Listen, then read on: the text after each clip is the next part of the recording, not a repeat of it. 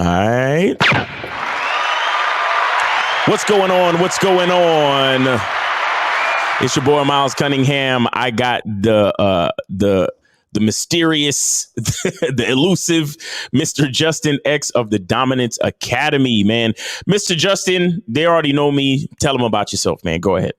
Yeah, what's going on, folks? My name is Mr. Justin. Some of you know me as Justin or Coach Justin.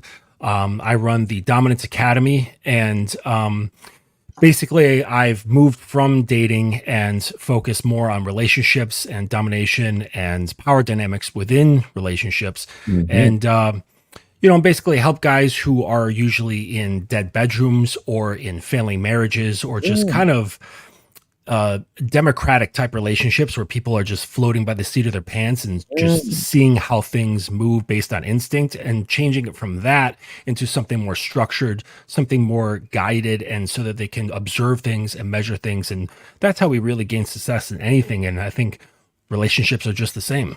Facts, man.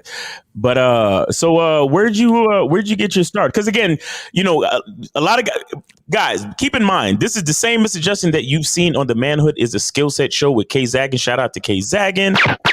Shout out to them. Shout out to K Zaggin, man. Shout out to Jay Roman. Mr. Justin comes on the show, and helps us out with a lot of great precision game, and it's a beautiful thing. But let the people know, like, where'd you get your start? Why and then more importantly, after you talk about where'd you get your start and how this all started, how it started for you, why should they listen to you? Well, they don't have to listen to me, but it's all your choice. Right. But yeah, I started with actually teaching guys about masculinity, like when I first came into the space, and I didn't want to get into being a dating coach. Like it felt kind of corny to me. And there were so many people already doing it. I was like, man, do I want to do that? And I was working with a business coach, and he said, what is that? He's like, what the hell is a masculinity coach? He's like, how do you even sell that? And he's like, listen, you have to get more specific. And I was like, all right, fine. I bit the bullet and I started marketing myself as a dating coach and started getting into that world. And it was a lot of fun. And I learned a lot about how to structure my business around that. But it truly wasn't what I was into, because I realized this once I started dealing with guys who were in relationships, and that I could take them through my training. And then we got into the sexual stuff.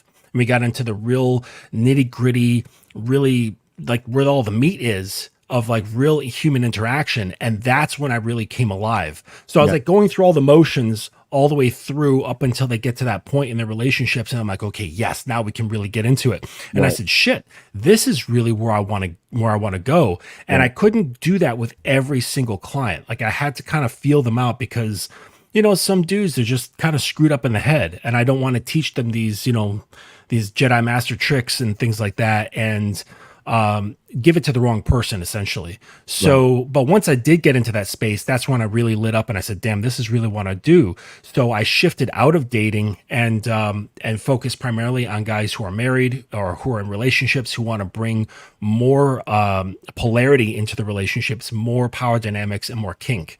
And that's where I've been, and it's been really good ever since. Beautiful. And so why should they listen to you? If they choose to listen to you, if they choose to, yeah, be a benefit for them to listen to you. Well, because I've been through so many different types of interactions with people. I've even gone the way of purposely sabotaging certain relationships where I said, I've heard about these sort of things and it will quote unquote ruin relationships. Let's see if it actually does. Right. And I would take on a whole new persona gradually over time and watching the woman's behavior. And I'm like, there it is. They actually don't like it when you're too nice. They don't like it when you're too agreeable. When they don't like it when you cater to all of their needs and put them first. And I said, holy shit. Okay. This is not only what I'm hearing it, but I said, okay, I've experienced this directly through an experiment of mine and, totally blew up my own situation. But hey, there's things you have to do to gain knowledge. Right. And so it's knowing through a lot of different variables that I've been through and then being able to create basically a shortcut, because sure, if you're aware, if you're able to learn, you can, as a man, grow through these things and come to an understanding. The difference is in working with coaches like you and I is that we've gone through a lot of this stuff. We've we've gone through the gamut, and now we can take our lessons and create a shortcut path. Well, not a shortcut path, but a more efficient path for the students. Exactly. Because I'm glad you said that, because this is really not about a shortcut, right? Because you still got to get your scrapes and bruises to really understand what you're doing, but it's more efficient, where certain elementary mistakes you won't make, certain things you're not going to get caught up in, because with this information you're able to stay focused and really get what you want from a more elevated perspective, so to speak, right? Where you can see the terrain a little bit better because you're able to talk to guys like us who can give you that higher perspective to see the terrain and be able to navigate it more efficiently. And real quick, before we go too far, shout out to everybody in the chat. We got Renee P, AJ Lino, Solid Scorpion, June Sports, Mathis R. You know what I'm saying? Really appreciate you guys for coming through. And happy holidays to everybody, and everybody that's on the lives in the morning, everybody that's on the Manhood is a Skill Set show and all that cool stuff, man. Really appreciate you guys for coming through. And thanks to Mr. Justin for finding time in his schedule to actually do this. I've been wanting to collaborate with Mr. Justin for a while now, and we finally got it done. And I don't want to give away too much, but I'm hoping that Mr. Justin will be, inaugurated as a game king at one of the seminars coming up as well. So stay tuned for that, guys, because Mr. Justin has a lot of game to impart. And I met this man, and it's, like you can always, like when you shake someone's hand, when you look him in the eye and you speak to him, you can always tell someone that's authentic, especially when you're at a certain point in life where you can see through the matrix, right? You can see through the fake smiles and the bullshit. Where you shake somebody's hand, you look a man in his eye, and you can see that the things that he says is exactly what he means. And it's not from a place of I'm trying to sell you something. I'm just literally giving you who I am as a person standing in front of you. And that's a very important thing. Now, let's talk about the topic. So the topic is the benefits of power dynamics in relationships. Now, I want us to take the time to define what power dynamics is. And I also want to make sure we define it from a place that is outside the realm of gimmick. Okay. Yeah. I really want to do that because a lot of these like coaches and content creators, they love to create acronyms, and they love to like create these phrases and words to try to sell some type of, I just want to define it on a regular, efficient, but, practical way that we could define it so everyone can understand what it is. So what is power dynamics in a relationship? Well, first, people need to understand that there's always power dynamics all around us, all the time. Yes. There's power dynamics in your waking life, in work, in play, in your social interactions, in your relationships, in your family. It's always happening. And usually it's bouncing around. It's shifting around constantly, depending on how the flow of conversation goes, how you relate to that other person that you're talking to, or how you relate to the system in which you're operating in, say like a work or a university or something like that. Right. So there's always power dynamics around you. And the difference, as I was explaining to you earlier before we jumped into the studio, was that with BDSM or DS meaning dominance and submission, DS relationships is that we fully recognize the existence of a power dynamic, and then we take the time to clearly define it. Yes. And that's really the major difference.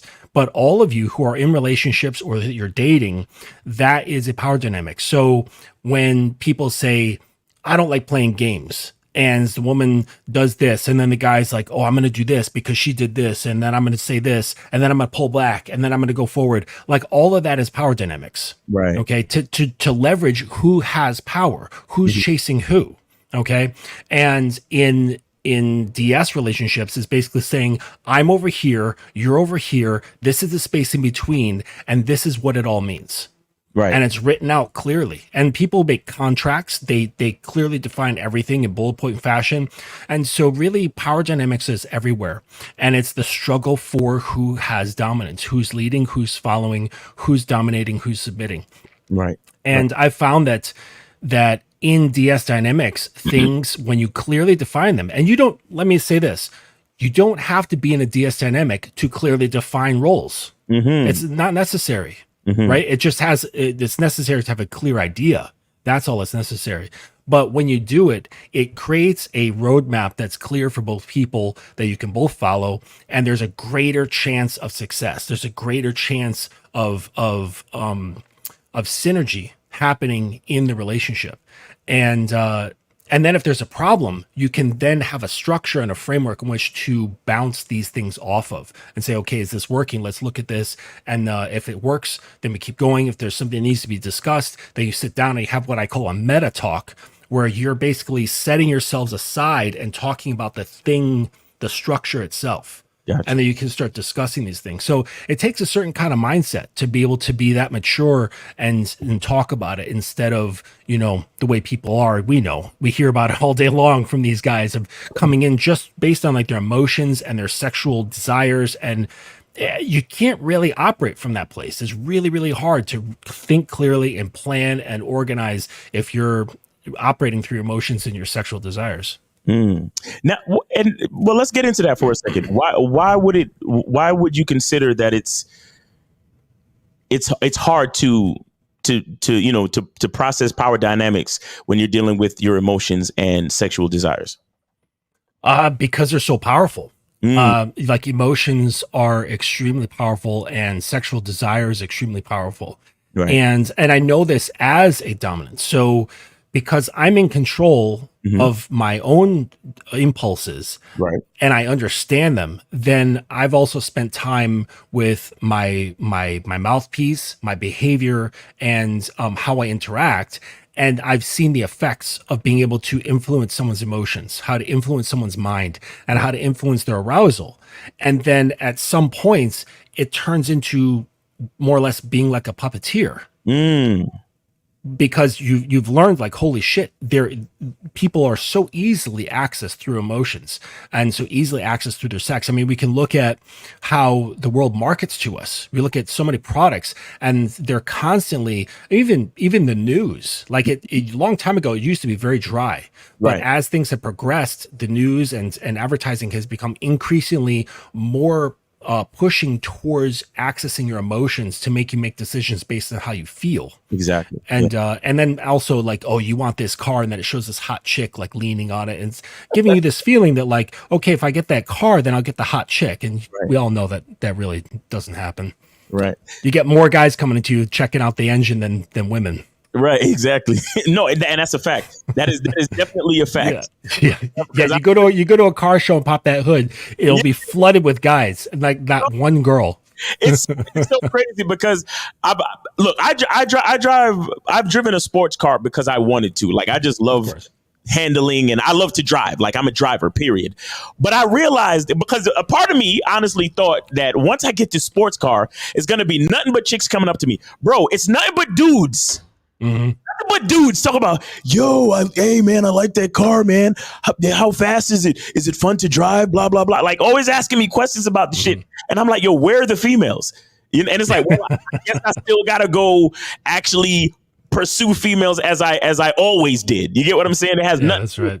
And on top of that, I'm just a low key guy. Like, I'm still the type of guy that whether I'm driving a minivan or a sports car, I'm still parking in the back of the supermarket parking lot, and I'm taking a walk. Number one, walking is healthy for me. And number two, you reduce your chances of getting into an accident in the parking lot by like 40%, because I've taken defensive driving classes and I've learned all that stuff. So I park out of the way on purpose, and I take the extra walk. I don't care. But anyway, that's some other shit. What I want to talk about is, when I think about the word power dynamics, and, and when we were going back and forth behind the scenes coming up with the topic, the first thing that kind of jumped out to me was the understanding that men and women are different, right? Men and women are not equal, right? And so therefore, in my eyes, and especially as a masculine identity coach, I'm always, about laying down the rules of, well, I'm the man, I'm the leader, you're the follower, you're the asset, you follow me, you trust me.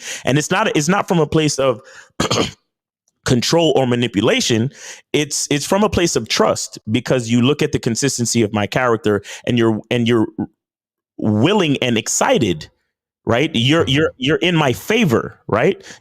Because you look at the type of life that I lead, you look at the consistency of my life and the consistency of my character, and you want to follow the lead Mhm. and the power that I possess, right? But we're in a world today where so many people are trying to push the narrative that men and women are equal. And I wanted to get your opinion or your perspective on, like, how do you feel that that narrative, how does that affect power dynamics in relationships? Well, in my world, power doesn't have a gender. Okay. Because there's pro doms. It's spelled DOMME, which are the women who are dominants, and they're professionals. Like, this is what they do for a living, Right. and you'd be surprised at how many extremely powerful men in the world come to these women and use them as a release, use them as a place to surrender all the responsibility and power they have in life, to have this break from being who they are for 12 hours a day.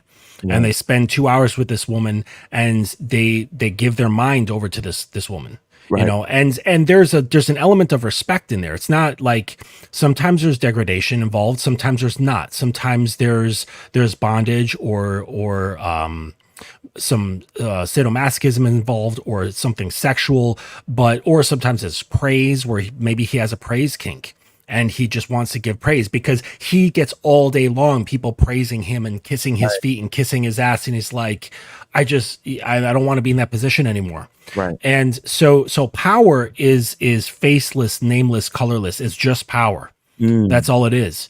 Okay. And there's tons of people in the BDSM culture that power shifts all over the place. And it gets really confusing when you have people who are switches, who can't really define themselves fully as either dominant or submissive. And they get with other people who are also switches, and they can have a lot of fun because they can flip around the channels however they feel, whenever they feel it. Okay. So power really isn't you know, in the lane of just being for men, or just being for women or whomever. It's blank. The thing about the power dynamics that happen in a DS relationship, they can get very extreme. Like, certain things can be like, for example, a submissive may not be able to urinate unless they have permission. Okay. And I'm saying, like, even while they're at work, Right. okay, and they have to mess it, and if they can't get in touch with their dominant, they have to hold it. Oof. Okay. Okay, like stuff like that. Or they're not allowed to eat Mm. except during certain times, or they're not allowed to eat without getting permission. They can't get into bed without getting permission. They can't sit without having permission. They can't masturbate or have an orgasm without having permission.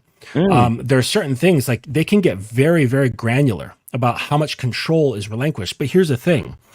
The difference is that there's a lot of consent involved, because there's so much dangerous, okay, or get very uncomfortable either physically or psychologically. There needs to be consent. So it all has to be put at the forefront, and say the dominant says, well, I would like to do this. Mm-hmm. And then the submissive has to measure that within themselves and say, well, is this a hard limit for me? Is this like a yellow light sort of limit, or is this a green light for me? And you always give consent, and consent is defined a completely mindful, aware, willing, and uncoerced choice to say yes, Yes. and the ability to revoke that yes at any time without fear of repercussions. So that is consent. And so within my world, it's detrimental that consent and free will are always on the forefront. Gotcha. So people would look and hear about me, or people in my lifestyle, and hear what we do and go, wow, that's sick, that's twisted, you're a controlling person, there's something wrong with you, and so on. Right. But it's just my puzzle piece fits another person's puzzle piece. Right. And so it's like, Specific. you know, I'm only a little bit of a sadist, but I've met like much more extreme sadists. Right. And someone might say, well, that's really messed up, but it fits perfectly with someone who's just as equally masochistic. Right. And then they can often build a very, very strong bond. You know, and I'll tell you this, there's been studies done on DS relationships and what we call vanilla relationships. And the studies found that cortisol levels, the stress hormone, cortisol levels are drastically lower in DS relationships and higher in regular relationships. Mm. Trust levels are much higher in DS relationships and much lower in regular relationships. And that's because we are constantly talking, constantly communicating, constantly pushing edges to see where people's boundaries lie. And then when we hit them, we don't just go back off and go, oh, okay, that's just your boundary. Let's just leave it alone and sweep it under the rug. We then take the time to dismantle these things and get into uncomfortable psychological and emotional places and see really where people lie, because then you start unearthing that, you start dismantling that, you start healing that, and then you can go even deeper. Okay. And then you're getting a level of immersion into the relationship and the dynamic and each other that is unparalleled. Wow. Okay. And then these guys are worrying about, oh, well, what about what's the thing they do where they have sex with the person, imprinting, you know? It's like, oh my God, guys, you guys don't know jack. Right. There's a lot. Yeah. There's a lot of ignorance out there. Okay. All right. So here's the thing, guys. I want you guys to know that during the second, because we're about to go for about an hour. We're doing the first 30 minutes. For the second 30-minute mark, I'm going to open the phone lines. And if you guys have any questions, you can also put them in the chat, and we will try to answer your questions the best we can. Right. So be prepared. At the half hour mark around 2:30, we're going to open up the phone lines, and you guys can always put a question in the chat and we'll get to your questions. Now, I want everybody to be clear that I'm a masculine identity coach, not just a masculinity coach, but a masculine identity coach, because the idea of a masculine identity is something that I kind of, coined and things like that. And so that's what I run with. Now, when I talk about power dynamics, I'm talking about more of a general sense of a relationship. And I'm also talking about, and when I say general, I also mean traditional in a sense, as where I'm a man, I'm a protector, provider, and I'm talking about out in the world. I hold the power because I hold the authority, but I also hold the responsibility where I'm willing to put my life on the line to protect my woman and my family and everything that goes in between. You get what I'm saying? Now, I want everybody to understand that when Justin talks about power and power dynamics, he's talking about, and correct me if I'm wrong, Justin, you're talking about more in the psychological realm within the relationship between the two people. Yeah. It's the same sort of thing, but we get more granular with it. Exactly. Okay. Now, so we're getting into specific behaviors, habits, and daily living. Right. Daily living.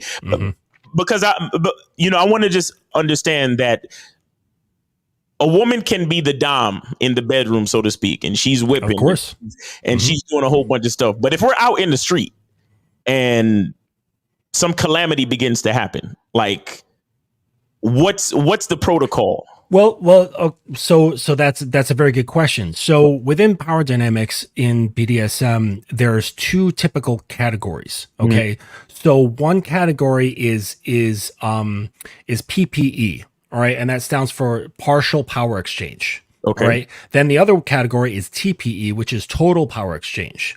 So PPE usually is when there's a power exchange that only happens in certain environments. Okay. All right.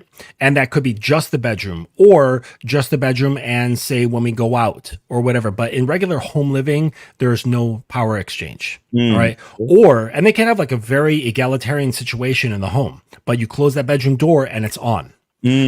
Total power exchange is there's a power exchange from the moment you wake up to the moment you go to sleep. Right.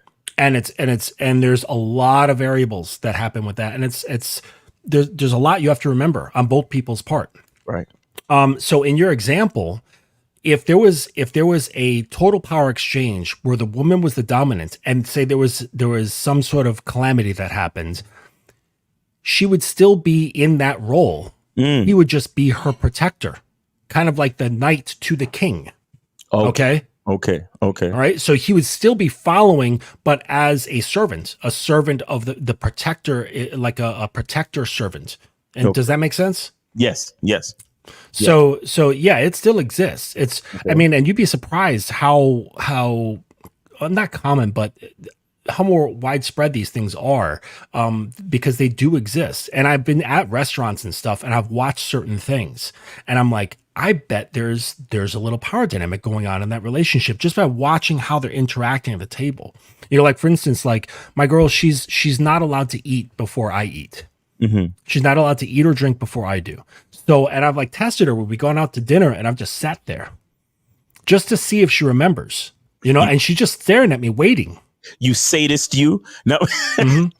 Yeah, it's not, but just to see if she remembers, you know, it won't be all the time. It, like, you know, every few weeks or something like that. And she'll just sit and wait. And then she knows. And then I grab my fork and I begin eating, and then she begins. Wow. You know? Yeah.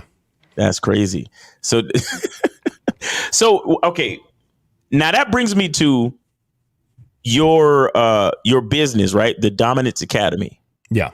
Okay, because I'm sure that there are guys out there that will hear you say something like that, like, oh, snap, when he goes out to eat, his girl don't eat until he eats. That's crazy pussy control. That's I want to be like that, bro, because blah, blah, blah. What can a guy like that expect when he comes to you and wants to actually learn and get the knowledge from the Domincance Academy? Well, the thing is that, how do I explain this? There's so many ironies in the game, right? And when you want it, you don't get it. And you get it when you don't want it. And there's so many examples of this, right? And you know this. It's like the game is like water. If flowing water, you try to grasp it and it just squeezes out of your fingers. But if you learn to hold it, it'll fill your hands. And a lot of these things are the same. So if you want to be dominant, then you won't be dominant. Right. It's kind of like that, because what's fueling your behavior, fueling your desires is something else other than dominance. It's a wanting, and that wanting is what's guiding you, that thirst or that hunger or that need, and that's connected to something else, perhaps not feeling very dominant. And then so really a lot of my explorations with clients, we go into that. And we find out, well, what point in time did you discover that you were feeling weak? What happened? Did you have an abusive parent? Were you chastised at school? Were you bullied a lot? Was your first sexual experience like really awkward or damaging? So there's a lot of things that kind of tie into this. And really what happens is, when you're there, you kind of become what I have talked about before, is like a symphony conductor. And the symphony conductor, he hears the music, but he's not really listening to it. Okay. So to listen to music, you close your eyes, you're engrossed in the experience, and you kind of lose sense of time and place. Right. You can't do that. As the dominant, you learn to set your mind apart. And I tell my guys to always have a mental position of 12 inches back and 12 inches up from whatever situation you're in, including yourself. So you're always just slightly detached, and this allows you to have a clear vision. And you're not way off into the stratosphere, okay? You're not trying to have this like, you know, bird's eye view of everything, that because it's not productive. But 12 inches back, 12 inches up, it gives you that ability to have a hearing experience rather than listening experience, because when you're hearing it, that allows the symphony conductor to observe everything that's going on, to make sure everybody's doing on time and at the right pitch and the right speed and coming in at the right times and going out at the right times. And that allows him to be on point as well as everyone else, and so also the audience can have a fully immersive experience. But if he engrosses himself into that, then he will lose his place. He will lose his sense of timing. He won't know where he is in the song, and the whole thing will fall apart because there's a lot of people depending on the conductor to be that way. So it's a matter of being detached even from all of your own stuff. It's like, oh yeah, I really want to fuck. But if you let that desire, that carnal desire, take control of your decision-making, then now you're at the mercy of that desire. Right. See, this right. And I already knew that this conversation, this is one of those videos that's not going to probably get a lot of views. And a lot of the shit we discuss is going to go over a lot of dudes' heads. And they'll probably have to see it again later on in life to really understand what we're talking about. But this is one of those instances like when me or Lucario, one of us guys on the Real Game No Theory panel might say that it doesn't make sense for a man to fall in love. right? It's the same type of thing where it's like, as a man, like, again, me in my world as a masculine identity coach, where I'll tell a guy, don't fall in love. It's okay to love a woman after you've brought her through the vetting process, after you've made sure that she's an asset to your purpose and things like that. You can love this woman. You can enjoy her. You can celebrate her even, right? Yeah. Don't fall in love. Right, because like it's a beautiful. It's the same as listening to the music. Exactly. When you fall in love. Exactly, because the conductor, like you said, he's listening, but he's not listening for pleasure. He's listening for management. He's listening for timing. He's listening to make sure that the representation of the music based on all the moving parts works correctly. Yes. So we can actually execute the sound as it should be. And it's the same type of thing with the relationship. It's like, I can't fall in love with her because I can't have both of us listening to the music, so to speak. One of us has to be paying attention to the timing and because here's the thing. And the reason why the metaphor is so beautiful is because as a conductor, you're not pressing play on a CD player. You are dealing with live people in real time in front of an audience. You get what I'm saying? Correct. It's the same thing with a relationship. We are live people, sometimes in front of an audience, but we're the audience ourselves too. You understand? Because we're in the relationship, but we're also experiencing it at the same time. Now, for the level of authority that a man has, like I said, from in my world, as the conductor, as the manager, as the leader, you can love it and you can appreciate it, but you're there for management. You're there to make sure that everything is represented. Make sure you're there for consistency. You're there for, provision, leadership, to make sure things operate as it should. And the beautiful part is that a lot of the music, most of the music actually is coming from the woman, right? The love, the emotionality, the romance, the feelings, the emotions, all that stuff, that's coming from the woman. So as the conductor, as the leader, as the manager, you take that energy from her and then you manage it. And then you make sure the relationship works as it should based on timing, consistency, and all the things that require that leadership that you possess as a man due to your logical mind. But if you fall in love and share her mind, where the both of you are just engrossed in the emotionality of the relationship, things are going to start to fall apart. We're going to miss consistency. We're going to manage certain things. A lot of things are not going to happen the way they're supposed to. And then at some point, the relationship will ultimately fail. You understand? And that's exactly why it doesn't really pay for a man to fall in love. Again, not to say that a man can't enjoy the relationship with his woman, but you can't just be on the same level as her, because again, we come back to the idea of a power dynamic. There has to be dynamics. There has to be a leader. There has to be a follower. There has to be someone in power. There has to be someone who's subject, relinquishing power or subject to that power. Do you see what I'm saying? So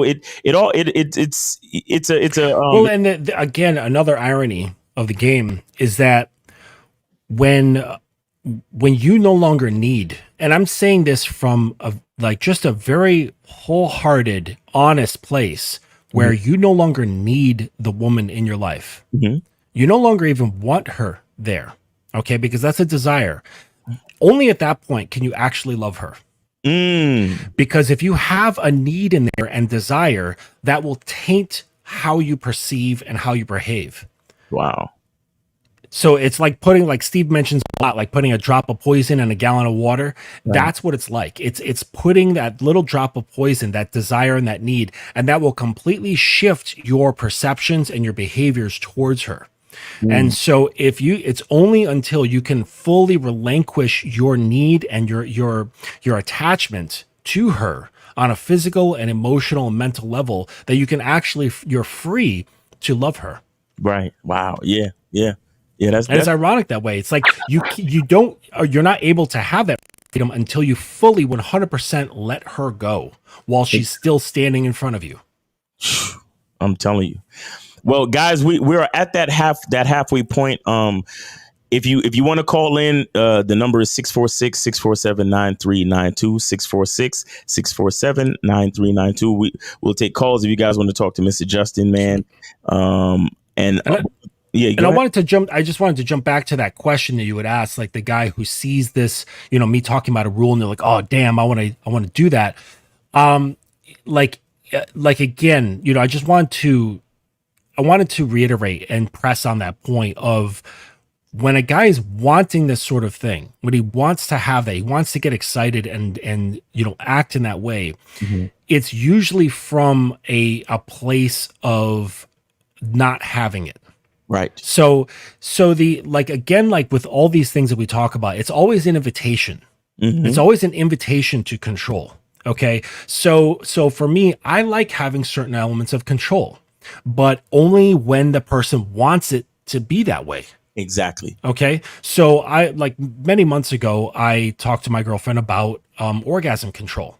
Mhm. And we sat down, we had what I called a meta talk, and we explained this sort of thing. And like, she's naturally a very horny person. So to me, that sounds like a very fun game to play. Right. Now, if she wasn't for that, it's not a deep need of mine to be like, oh, I must control her orgasms and it's going to tear me apart. Like, it doesn't really matter. It's not that big of a deal. It's not going to affect the overarching structure of everything. Right. That's just a detail within that. And if she doesn't want to abide by that detail, again, going back to consent, a completely mindful, aware, willing, and uncoerced choice to say yes and the ability to revoke that yes at any point in time without fear of repercussion. Right. So she can say no to that, and I'd be okay, cool. But after I explained, she was into it. She's like, actually, that sounds kind of hot. So now, if like she went on vacation, she went off to Hawaii with her girls, and she was in her hotel room, and she's like, Daddy, can I have an orgasm, please? And I was like, have you been listening to it? And like, we went through her behavior today to check on if she has been a good girl that day, to see if she had earned that orgasm. Yo, wait, hold on. And then she has, and then I said, okay, good. And I want you to record it. And when you're done, sends the recording to me. Stop. So I've got this audio of hers. Stop, Mr. Justin. Just hold on. You can't do too. You're doing a lot right now, bro. No, but it's I get that, but again, that's just an example to show that sort of thing doesn't happen until she had the willful and joyous desire to have that happen. So I said, listen, I want to do this. Are you down? And she's like, yeah, I'm down. And now we can have this cohesive power exchange. Right. That's man. And so now that even translates into the bedroom where even in the midst of the height of what's going on, she still needs to ask to come. Whew. Oh my gosh. And if I don't say yes, she has to hold herself back. Yes. Oh my gosh. Listen, and that's not on, probably not on that same level, because I'm not really into like the you said you call it DS, dom submissive. Right. Yes. Yeah. DS is dominant submission. Like me, I'm not fully into that world. However, I have, I've done that before, where I've let my woman know, look, you can't come until I tell you, things like that. So I've played games that dabble in that world, but I wouldn't say that I'm in that world. You see what I'm saying? Well, that brings up a really good point. I'm glad you brought that up, because kink and BDSM are two separate things. People think, oh, if I tie her up, that's well, actually that is, but people think like if they do kinky stuff, okay, that means they're doing BDSM. That's not true, because if you look at the acronym BDSM, okay, bondage, sadism, masochism, on domination, submission, these things are non-sexual. There's nothing sex related with BDSM. It's a mental space where two or more people agree to be in. Right. And so, but the thing is that we are sexual beings. So it's, it lends to people bringing DS and sex together, because we're just sexual beings as humans. Right. Okay. But I've coached guys and I've known dominants who don't have sex with their submissives. They don't do anything sexual with them. But there's clear dominance and submission, where there's orders given, there's tasks learned, there's development, and so on. Mm. Or there's sadism and masochism involved, and there's nothing sexual about it. Wow. Okay. So you can be kinky and Right. not be into DS. But let me ask you though. Let me ask you for some, because I'm always like, well, what's the reason? What's the purpose? Now, if somebody's doing tasks, or there's a dom and a sub, but there's nothing sexual, then what is, and again, I'm just coming from a place of trying to learn. Sure. What's the purpose? Like, what's the reason? Why would a person agree to be someone submissive, and then like take orders and do tasks and be given all these responsibilities or whatever it is? What's the reason? You see what I'm saying? What's the purpose? Because they like it. There's probably a multitude of psychological reasons. Some healthy, some unhealthy. But the people that I've known who have been in the scene for a long time, you're gonna find the two extremes. You're gonna find really, really psychologically fucked up people, like to the nth degree. But you're also going to find people who are the wisest, most self-knowledge, grounded, down-to-earth people you've ever met in your life. Right. So you get extremes in this world, and then everything in between. But to answer your question, it's a, I guess, just a root desire. And there are some women out there, if we just keep this to heteronormative, there's a root desire in some women who just love to serve. They love just going to, like, folding your laundry. They love going to pick out your outfit for the next day. They love ironing your clothes. They love fixing your food. They love putting lotion on your feet. They love washing your body in the shower. They love doing stuff for you. And that's just part of their nature. Right. And so someone who's like that, they're task oriented, but not an assertive task orientation. They need to be told what to do. But once they're told what to do, they, like they make good soldiers in that sense. Right. But it puts a smile on their face. Like, it makes them feel good and makes them feel fulfilled when they're able to serve someone. Now that's a submissive who's into service. There's many different types of subs, and some subs are not into service. And that's just the way it is. And then there's other subs who have totally different desires and totally different needs to have that same fulfillment. And the same is on the side for dominants. Some dominants are very task oriented, and they like giving tasks and holding people to a very strict regimen of behaviors. And then there's other doms who are a lot softer. And there's like daddy doms, and then there's also very masochistic doms. I'm sorry, sadistic doms. So who don't care about tasks, they don't care about learning things and shit like that. So there's a wide spectrum, but it all comes from having desires and fulfilling them within behavior sets, so that it can feel more fulfilling to be in your roles. So in a way, is the purpose of it to create purpose? Yes, I guess in a sense. Yeah. In a sense, right? That's what I'm hearing from what you said. Because if there's a person that, they don't, maybe there's a certain level of comfort or a certain level of accomplishment or duty that comes from, like you said, lotioning someone's feet or doing someone's laundry at the behest of the orders of that person. Maybe that is the purpose that is created from the the dynamics of the relation. Well, it's like the person will have the proclivity to begin with. Right. So let's say you get with a woman who enjoys giving massages. They like doing it. There's just something about it that they enjoy. Right. And then if they don't have, say, a person, say a man in their life who, let's say he's just okay with receiving it, and she just takes it upon herself to give him massages because she likes to do that. Right. Now, get with a guy who is more task oriented and gives her assignments, or has her on a schedule that, like, every Tuesday and Thursday she is to give him a massage at 8:30 p.m., then that's going to give her more of that purpose, because it's going to take her already natural inclination to do this and putting it to something more directed. Right. Okay. Right. So now you're setting up what's called protocols. Right. And protocols now have triggers involved. And so now it's like there could be an alarm set for 8:25, every Monday and Wednesday, or Tuesday and Thursday, and that alarm goes off, that sets off a psychological trigger. That's going to start the cascade of feelings that are like of anticipation. Oh, I get to do this thing that I like doing. Now dopamine is starting to hit. Now the association is starting to happen between the dopamine hit, the alarm, and getting to do what she wants to do, while also giving to her dominant, who she is following. So now you're getting all this psychological bonding that's happening there. Wow. Okay.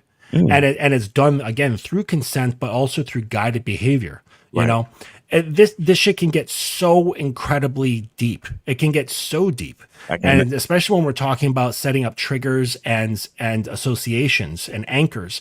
And you guys who are worried about this fucking pair bonding bullshit, it's worthless. It means nothing. If you think the pair bonding is real, until you get into doing something like this, where you start dealing with, say, certain hand gestures, okay? Or you set up a trigger where I'm winding my watch, and what that does is it turns into her feeling sensations of arousal. And it's just you winding your watch, okay? And so you're like, I haven't even touched her. Okay. And so now this is something that you can absolutely set up. And you guys are worried about something as simple as like, oh my gosh, she likes the guy that she last had sex with, or she can't pair bond with me because she's had too many bodies. It's like, dude, this goes far deeper, far beyond into the subconscious than anything that has to do with her having some sexual partners. Whew. Hey, and look, this is like, this is something that's so important to understand and explore, through conversation, because a lot of these dudes these content creators talking all this stuff, there's so much about relationships and sex and human relation that they haven't even explored yet. Do you understand? And they don't even know it's there. They don't know it, right? They're ignorant to their ignorance. Like it's like two degrees of ignorance separated from their perspective. And of course, because they're still worried about, like, they're still jealous, they're still insecure, they're still worried about body counts and pair bonding and all this nonsense. And they see a guy winding his watch, and there's a lady at the other corner of the room squirming in her seat, and they have no idea what's going on. Exactly. It's ridiculous. But look, we're guys, again, you could call in 646 matter of fact, I think I got that wrong. That's why it's 647-9392. That's not the number we're using. Nah, it's not. It's supposed to be a 919 number. That's probably why I'm not getting any. It's supposed to be 919. Hold on one second, guys. It's actually 919-647-9392. 919-647-9392. Forgive me. All right, here we go. All right. Yeah, this is probably a rare chance that you guys have any opportunity to ask about this sort of stuff. Yep. And that's a fact. Guys, call in if you want to talk to Mr. Justin, man. And also, and Mr. Justin, while we're 919-647-9392. 919-647-9392.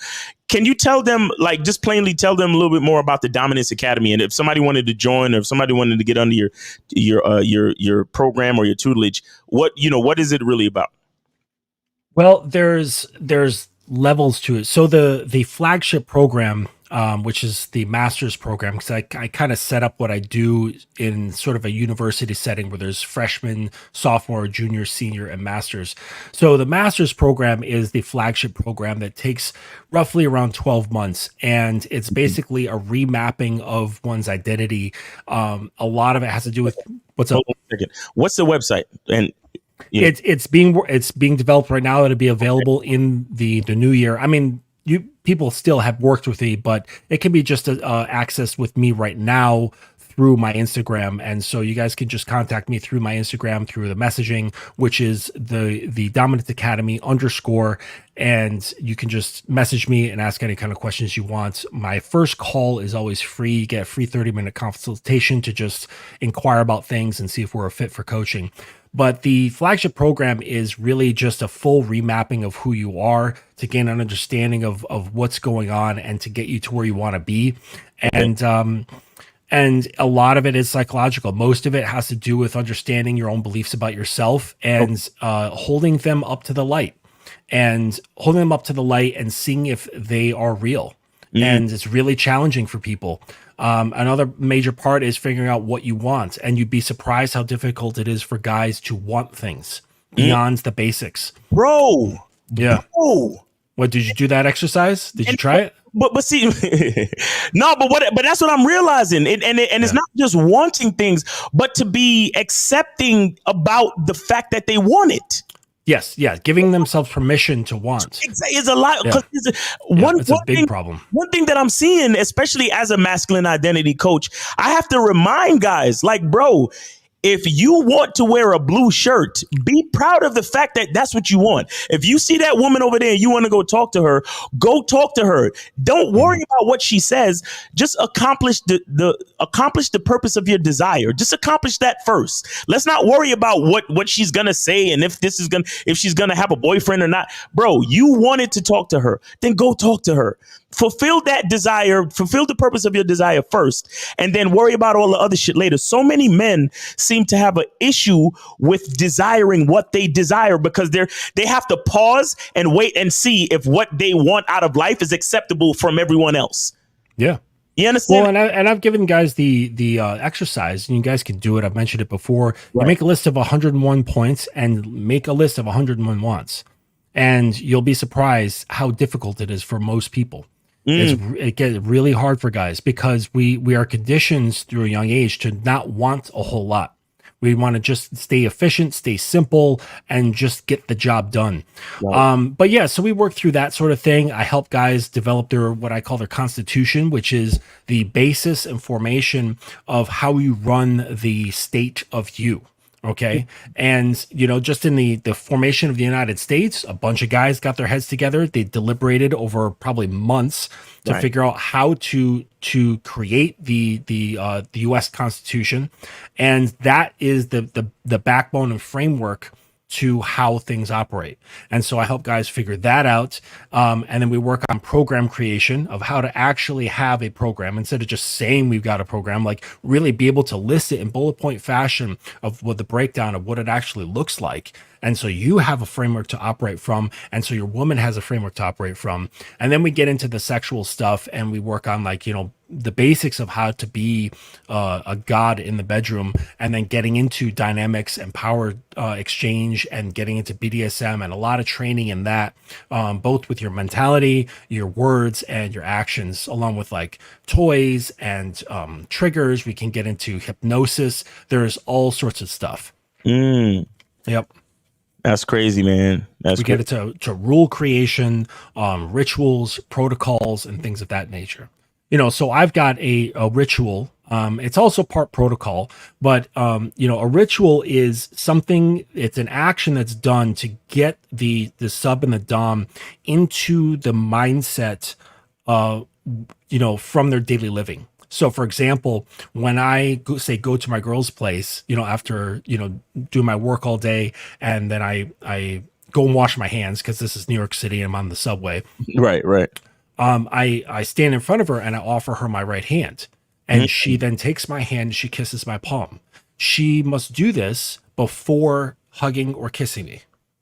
So no other touch until this is done. Wow. After that point, now she has freedom to have access to my body. Oh my God. So it's not until that point but it's both good for her mind and my mind, because it's a reminder. This is ritual to help us get into, what's this headspace of where we want to be, and then there's protocols, which are a series of actions when the dom is or is not in the sub's presence. So for example, like when the dom arrives, she greets him on her knees, removes his shoes and kisses him between the legs, like through his pants. The hand kissing that I mentioned is also part protocol. They can cross over and support one another. Protocols are often set off by certain triggers, and in this case, it's the sound of the door unlocking. So even if she's like busy cooking dinner, and Right. she hears the door unlocking, she's to stop doing what she's doing immediately and follow whatever protocol they agreed upon. So maybe the protocol is to stop what she's doing, put everything down, put shit to simmer or whatever, and go get on her knees and greet him and wait for him to enter the door to then take off his shoes or whatever the protocol is that they had set up. Oh my God.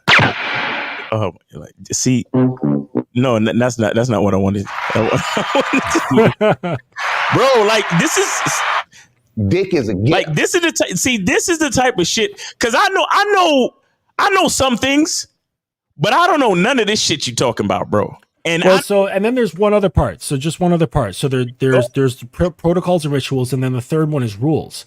And rules are specific short commands to towards certain specific behaviors. So like thou shalt not use swear words. Thou shalt use or ask permission to leave daddy's side, whether it's to go use the bathroom, to go make a phone call, or whatever. So it's very specific little things that have to do with specific behaviors, and those are rules. So you could literally create your own commandments within your relationships. Absolutely, and I don't see why a relationship shouldn't have them. Wow. You know, I mean, we have so many things. We run a business. We have a mission statement. We have a business plan. We have trajectories. We have futures. We run our numbers. We look at budget. We look at timing. We break all of that shit down. You go to a university. It's the same sort of stuff. They got their syllabus. They're this. They're that. You're tracking everything. You're looking at your grades, your GPA. You go to the gym. You're looking at your macros, your micros, your exercise, your sleep, your vitamins, your supplements, all that stuff. It's all being measured and tracked. But when we get into relationships, people are like, well, fuck it. They put their hands in their pockets, whip out their dick and say, let's just give it a go. Exactly, bro. That's you know what? That's a whole nother show. But listen, guys, I want you guys to see this is Mr. Justin's the Domincance Academy _ Instagram. So I wanted everybody to see it, and just so they could get the correct spelling and all that other shit and make sure they actually see it. But we got the logo right here. We got the triangle. So he's definitely a part of the Illuminati. Definitely. Yeah. There's my my hand tattoo. It's the same thing. We got a bunch of photos right here showing them, we got. Oh, and there it is. Yeah. Holiday sale. So I am having a holiday sale. There's 20% off on everything that I've got going on. So, I do single calls, and then you can buy a 4-pack of calls, which is a savings per call. And then I've also got 8-pack calls when there's savings per there. So the more packs you get, the cheaper each call becomes. And then as far as, my course, again, I'm sorry that won't be available until the new year, but it'll be good. A lot of fun stuff in there. Well, you know what, man, let's keep track of it. And when the course is actually available, we got to do another show to really get things to really promote. You understand? We're going to really promote, but we got a lot of different without trust. It says a woman can't orgasm without trust. Yeah. Yeah. Because it's like you ever see animals like on like the Wilderness Channel and they're going to drink water. Yes. That is the most vulnerable place for an animal to do, but they need to do it because they'll die. But that's like they're putting their head down. You ever see a giraffe drinking water? They splay their legs way out, their heads down. Yeah. Like they can get fucked up so easily. Yes, sir. And so it is probably the most vulnerable place a woman could possibly be. And I'm talking about the orgasms that I'm familiar with, where her emotions are deeply involved, which is a very serious, like full body orgasm. And when that happens, she loses a sense of herself, at least in that moment. She loses her sense of time, place, identity, and she becomes extremely vulnerable. Like you could kill her. You could beat the shit out of her. You could put her in a body bag and toss her in a lake. Like there's so much vulnerability involved. And not only that, like her mind is open and suggestive. So, I talk about this is a good time. That's a great opportunity to send in messages. Yes. Okay. So a lot of guys, they use that opportunity to send in messages that are fun and dark. Like, oh, come here, you're a dirty little whore, aren't you? And he's like, yes, I'm not, that's all fine and good, but you can also use positive affirmations in there. That's a fact. Okay. So while she's in the throes of passion, her brain is like mush. Okay. She's coming like a couple of times. Now you command her to tell her that she's beautiful. I'm beautiful. Tell her that she's worthy. Okay. And then tell her to say thank you. Okay. And like gratitude affirmations. I know you're big on that stuff. You can use this opportunity to then start altering her mind, how she feels about herself, but it's coming through you. So you become the anchor and the trigger for that. And it becomes extremely powerful. And you guys are still worried about fucking It's crazy. It's body count imprinting nonsense. It's like, I can do this with a woman who's had 100 bodies. It doesn't matter. And I'll be way more influential than whatever that, I can't remember the name. I don't even think about it so much. Look, man, I'm telling you, forgive them, man. They because they know not, they really don't know what they do. Like, they really don't understand. Oh, and this is another. Always, you spoke about this on the Manhood is a Skill Set show about the hatchet and the axe. That's important. Yep. You talk about. Yep. Very. I mean, you guys would call it checking a woman, but Right. It largely has to do with always being at the ready. So you always have three tools: the axe, hatchet, and the compass. And the axe is only used for extreme levels of disrespect where you are cutting off the relationship. Mm-hmm. And it's just done. Like there's no going back, and you just cut it off. The hatchet and the compass is for corrective measures. So the hatchet cuts off unwanted behavior, be it physical behavior or certain words, certain spoken behavior.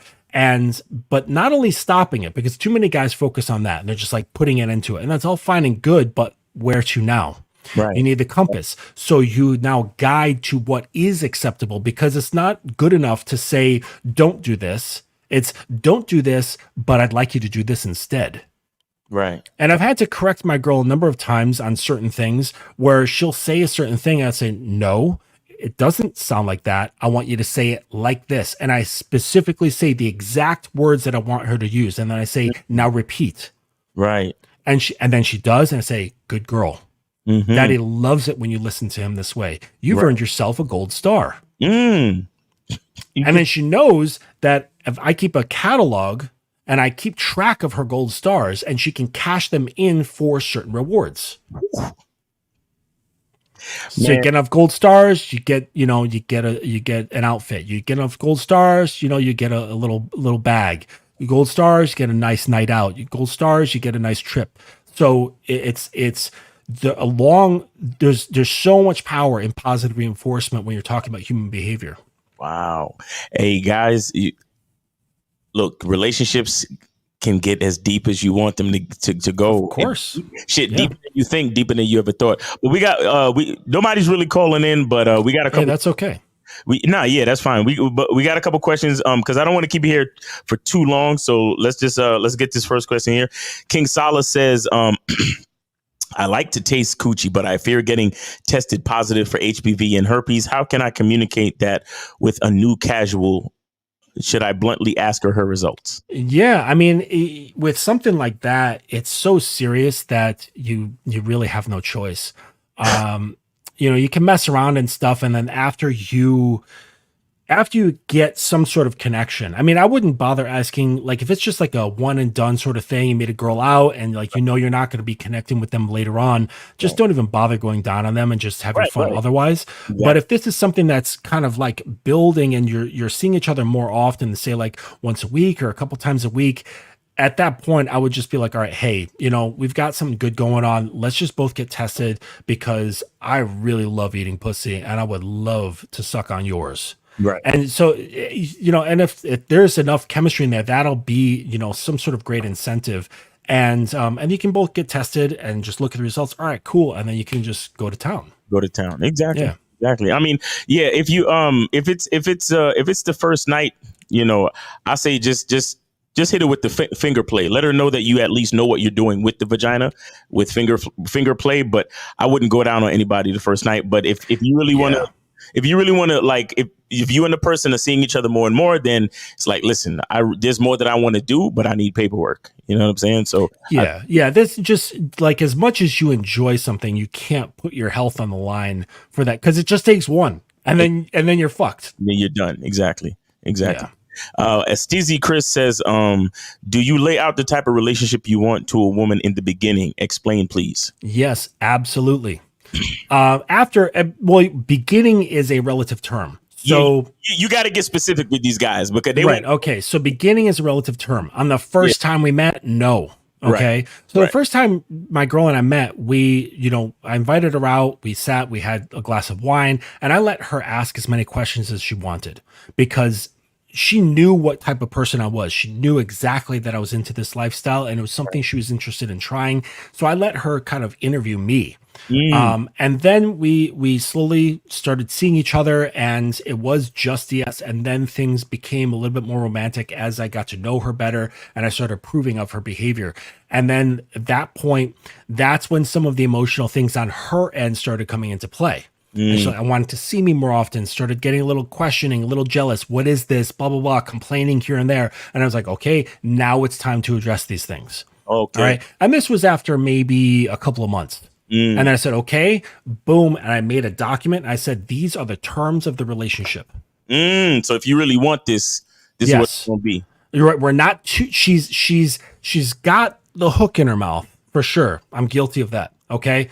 But not so much time has passed where it would destroy her emotionally to let it go. Gotcha. It might hurt a little bit, but it wouldn't destroy her. So it's at the point where I have her fully interested, but she's not invested. So she's very much interested. And I laid it out and I said, listen, there's not going to be any of this. There's not going to be any of this. This is what's going to happen. This is what's going to happen. And I laid out a full document of the terms of the relationship. And I said, do you want to get on with this? And I let her think about it. And she's like, okay, yes. Wow. And so now and after that, no more complaining. I didn't hear any more complaining about me being busy or not giving enough time or whatever. And, but at the same time, it was giving her reassurances. So it's communicating in such a way that she doesn't feel like she's off in no man's land, knowing what the fuck I'm doing. So it's understanding how to manage her emotions from a position of authority so that she feels safe enough when you're not around. Let me see. That's and that's very important. And the difference between a guy like you and the average guy is that the average guy would be afraid to, for example, give her the document because he would be afraid of losing her at that point. What's your perspective on that? Yeah, well, I mean, that kind of goes with the hatchet, axe, and the compass. So right.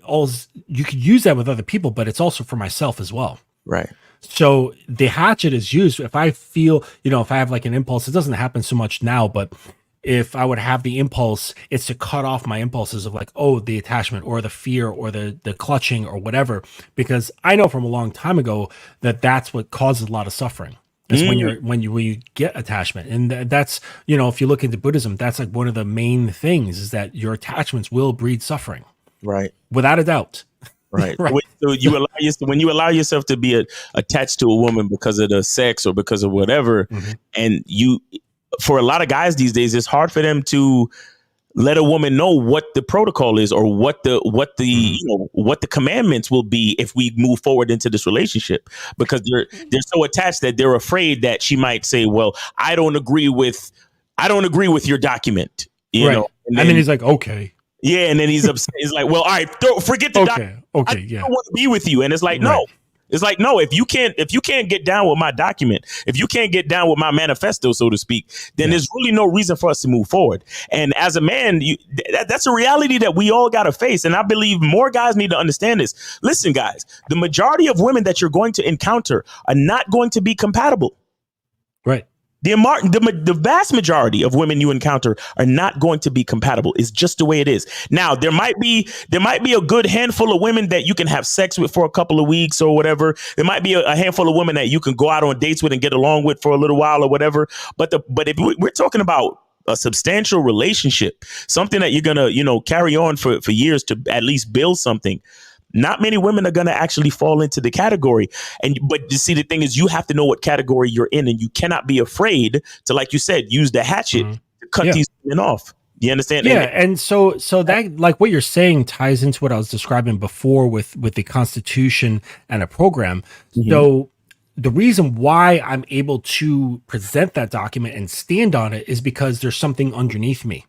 And what's underneath me is the Constitution. So if you look at it in terms of like how a country is set up or a state is set up, because in the United States, not only do we have a national constitution, every state in the 50 states has their own state constitution.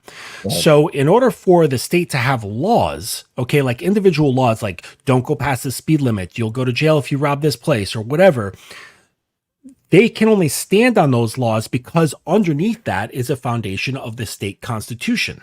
Okay, so I can have these rules because underneath me, it's standing on a solid foundation of full understanding of who I am, what I'm about, what my values are, my codes, my beliefs, my principles, my values, all of that stuff. That's the foundation underneath, which allows me to have a set of rules. Facts. Too many times, though, a guy will not have that foundation. Right. He will not have that understanding of himself, and he'll just want the rules. Why? Because he fears the loss of her. He fears the loss of control. Because he thinks that if he gets that, it'll make him feel safe. Right. And that's the worst way to go about it. Right. Okay. We all know, we've seen those characters in movies who try to have control out of fear. And a great example is if you've guys seen Game of Thrones, and you remember the guy King Joffrey, the little kid, he had tons of control, but it was based out of fear of no one really liking him or respecting him. And he was a fuck. He was a piece of shit, and he tortured people, killed people, and all this stuff because his only way to have control is through fear. Right. Right. Okay. But when you're in my position, you don't need fear. You don't need to have any sort of coercion whatsoever because your foundation has nothing to do with that. So it's like you can present the situation and go, hey, this is what it is. You're free to join it if you want to. If you don't want to join it, that's perfectly okay. Exactly. All right. So we got the next question is it similar to a woman being led into non-sexual situation? They just feel safer. Yeah, I think we Kaysen, we talked about this and we answered his question already. Yeah. Okay. All right. JJ says, do you teach rigging? Do I teach rigging? No, I am not. I enjoy bondage, but I don't have the patience for rope. Oh, so for those who don't know, rigging is a very specific kind of rope play that comes from Japan. It's called shibari, and it's very intricate rope work. It's beautiful to see. I love the way it looks. It's really sexy. It's really cool. But it takes a certain element of patience that I don't have. So I like Velcro cuffs. I like leather cuffs, leather bondage implements that you could just use carabiners and go hook, hook, hook, boom, boom, boom. And she's in position for whatever I need to do. But respect to anybody who does shibari and rigging. It's just not my thing. I use a belt. A belt. Yeah, belts are great. Yeah, belts is like a nice little Swiss Army because you can give lashings and you can tie and you can bond ankles together, wrists together. Yep. I just would not recommend anybody using a belt as a leash because there's nothing stopping it from getting tighter. You have to be careful. You definitely have to be. If you're into using leashes, get a specific collar for that. Yeah. That locks into place with the adjuster, and it's got a ring here that you can attach things to. Right. Definitely. Raymond says, I got a chick who's interested and physically attracted to me after we had sex a few times, but I'm a single dad. She's on the fence because of past experiences. I think she's wasting my time. Thoughts? If you think she's wasting your time, that's because you're worried about your time being wasted. For someone who is inviting something, there is no wasting of your time. Okay. The only reason why you feel it's being wasted is because you feel you're investing something and you want something to happen. Okay. So you're attached to the thing. And like I mentioned before, your attachment is leading to your suffering. And in this state, it's not super suffering. You're just getting a little frustrated because you're not getting what you want. Right. So you just let go of your wants. Leave the invitation. If she wants to fuck with it, she wants to fuck with it. If she doesn't, she doesn't. And then there's no loss to you because now you're not putting in that sort of grasping energy.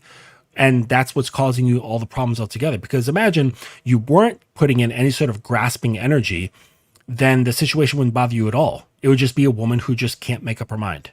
Exactly. And that's it. Exactly. So Raymond, stay focused on what it is you want, what it is you're trying to invite. And if she's not with that, then just move on. It's not a waste of time. Everything is exploration and discovery. So nothing is really a waste of time unless you deem it to be that. But hey, those are some great questions. Justin, this has been a pleasure, man. We got to do this again. Like I said, once your course is like all set up, we could definitely do this again and get everybody, aware of your course and things like that. But for now, what do you want to plug before we get out of here? Yeah, for now, if you have any questions or you want to have a consultation or you want to get some coaching calls, just go to my Instagram, and that's been listed, the Domincance Academy _ and through the link in my bio, I've got a Calendly. You could just tap on that and set up a time that you want to talk with me. The first half-hour call is free. And if you want to purchase like coaching calls, you can get a one-off, or you can get a pack of 4 for a certain cost. You can get a pack of 8 for a certain cost. And if you buy calls in packs, it saves on the cost per call. So it's beneficial for you to work in that way, because I guarantee you're not going to get everything that you want out of just one. It's impossible. Right. So it serves your best interest to get a pack, and then you can use them at any time you want. I've had guys use all 4 calls in a week. I've had guys use, only a couple of calls a month. So when you purchase the call packs, you're at the freedom to use them at your own disposal. Facts. All right, man. Look, Mr. Justin, it's been a pleasure, man. It's your boy Miles Cunningham. Appreciate every one of you for tuning in. Let me hold on. Because we got to play this holiday sale shit. And guys, also remember, absolutely, as always, you can get your soap, get the Masculine Identity soap. Mr. Justin is a fan of the soap. He uses it to shave and all that. You know what I'm saying? Because it's great stuff, man. It's very, very smooth. Yeah, man. Yep. Some good stuff. So make sure y'all get the soap. But guys, appreciate you for tuning in. Thank you, Mr. Justin, for coming through. And we are always out, man. Appreciate you guys. All right. Take it easy. Yo, what's going on? It's your boy, Mr. Locario, and it's that time again where we have the holiday sale. Now, in this holiday sale, when you join the Bad Boy membership or the Masculine Identity membership, you're going to get a lot of free stuff. Check this out. Now, when you join the Bad Boy membership or the Masculine Identity membership on the holiday sale, you're going to get the ultimate Bad Boy package for free. Now, this includes the Bad Boys Guide to Dating program, How to Have Sex with 2 Women a Day ebook, Manhood and the Game seminar, the Magnificent 10 Crucial Dating Tips for Men, Banned from YouTube Dating Advice mixtape, How to Pick Up and Date Multiple Women seminar, and How to Pick Up and Date Multiple Women seminar audio version. You're also going to get these other bonus programs for free. The Simple Way to Talk to Women, The Abundance Mindset, How You Must Think and Act to Date Multiple Women Successfully, The Conversation Booster, Learn What to Say to Make Women Want to Date and Have Sex with You, The Confidence Booster, Learn How to Be the Confident Man that Women are Attracted to, What Every Man Should Know About Sex, Dating, and Relationships, The Secret Women Code, 7 Things Women Do to Deceive and Play Games with You, Step Up Your Dating Game audio seminar, Stop Being Nice and Friendly, How to Quit Being the Nice Guy that Gets Stuck in the Friend Zone, and Man Up, Principles Every Man Should Live By to Be Successful in Love and in Life. So with the ultimate Bad Boy package, you're getting 16 programs that equal up to about $2,000 in value for free just by joining the Bad Boy membership or the Masculine Identity membership on the holiday sale. But wait, there's more. You're also going to get my new program, How to Have a Successful Non-Monogamous Relationship, for free. So in this program, you're going to learn about 10 different types of non-monogamous relationships. I'm also going to break down how to get into a successful non-monogamous relationship. And you're also going to hear exclusive personal interviews with my girlfriend and my wife about non-monogamy. So make sure that you join the Bad Boy membership or the Masculine Identity membership to get this bonus also. And remember, you should get this bonus now because this program is not going to be available for purchase until spring 2024. And then when it's available for purchase, you're going to have to purchase it. But you can get it for free right now if you join badboymembership.com or masculineidentitymembership.com on the holiday sale. Now, guys, remember, this sale is from now up until January 1st, 11:59 p.m. Eastern Standard Time, okay? So make sure you guys click the link below or go straight to badboymembership.com or masculineidentitymembership.com. Join the memberships and you'll get all of this free stuff. Remember, the sale ends January 1st, 11:59 p.m. Eastern Standard Time. All right. So I'm out of here. Remember, guys, the truth is inside you. Peace. I'm gone. I'm out.